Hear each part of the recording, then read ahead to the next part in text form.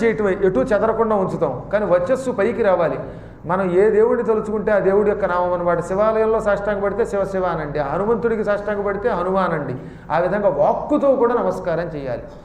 తర్వాత ఏమిటి? పద్భ్యాం.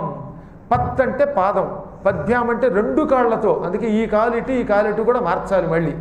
ఈ విధంగా పద్భ్యాం. కరాభ్యాం రెండు చేతులతోటి, ఈ రెండు చేతులు కూడా నేలకి చాగిలబడి నమస్కారం చేయాలి.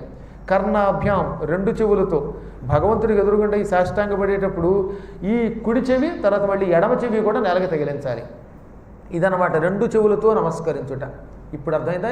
ఈ 8 అవయవములతో నేల మీద పడి దండం, కర్ర పడినట్టు పడుతున్న దండం అంటే కర్ర.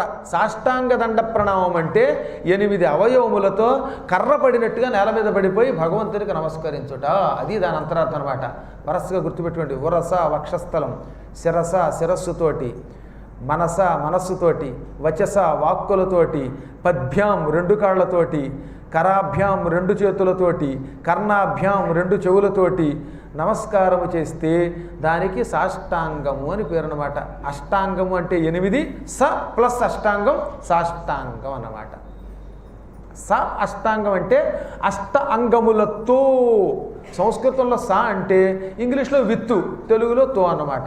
సాష్టాంగం అనగా 8 అవయవములతో ప్రణామ నమస్కారము అని పిలువబడుతుంది అన్నారు. ఇలా నమస్కారం